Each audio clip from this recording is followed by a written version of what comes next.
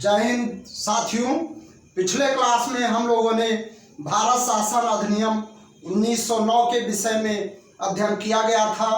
आज हम लोग भारत शासन अधिनियम 1919 के विषय में अध्ययन करेंगे, जिसको मॉन्टेग्यू चेम्सफोर्ड सुधार अधिनियम के रूप में भी जाना जाता था।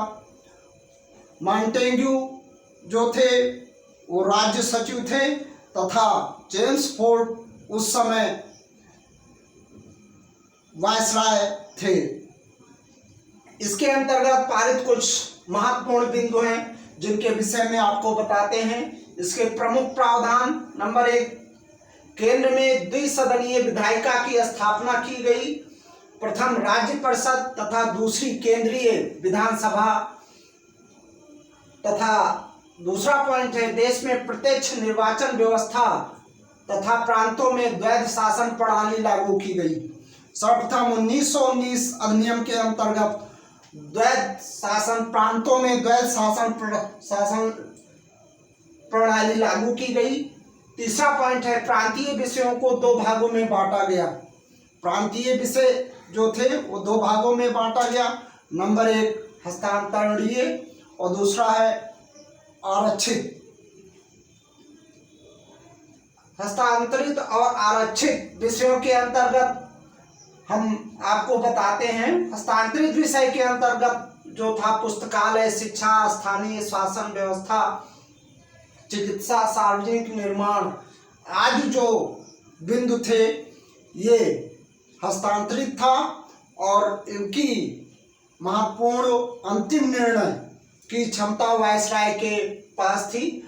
इन विषयों का संचालन गवर्नर तथा विधान परिषद के प्रांतीय उत्तरदायी मंत्रियों की सहायता से जो है संचालित किया जाता था। आरक्षित विषय के अंतर्गत रक्षा, विदेश मामले, वित्त, भूमि कर, आय सहायता, न्याय, पुलिस, पेंशन, सिंचाई, जलमार्ग, गैस, श्रमिक कल्याण, सार्वजनिक सेवाएं आदि जो हैं ये आरक्षित विषय के अंतर्गत रखे गए थे। दूसरा पॉइंट है, विधानसभा में 3 प्रकार के सदस्यों के नियुक्त करने की व्यवस्था लागू की गई।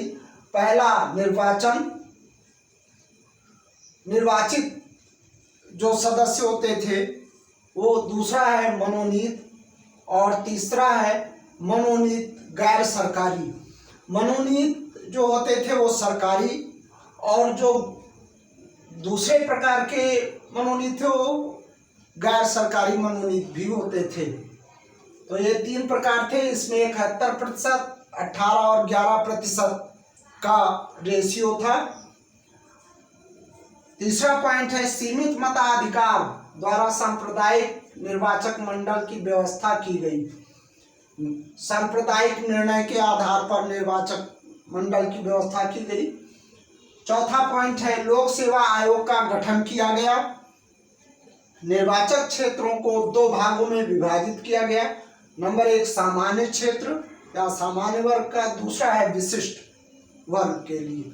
सामान्य वर्ग में आते थे हिंदू, मुस्लिम, सिख, ईसाई और एंग्लो इंडियन जो होते थे ये आते थे। विशिष्ट वर्ग में शिक्षा, व्यवसाय और विशेष तरीके के जो उद्यमी होते थे इनको रखा जाता था। अगला छठा पॉइंट है, पहली बार केंद्रीय बजट को राज्य बजट से अलग किया गया। सर्वप्रथम भारत परिषद अधिनियम 1919 या मॉन्टेग्यू चेम्सफोर्ड सुधार अधिनियम के अंतर्गत केंद्रीय बजट से राज्य बजट को अलग किया गया। 7वां पॉइंट है, एक वैधानिक आयोग का गठन किया गया जिसे 10 वर्ष बाद जांच के पश्चात रिपोर्ट देना होता था। एक वैधानिक आयोग का गठन किया गया जो 10 वर्ष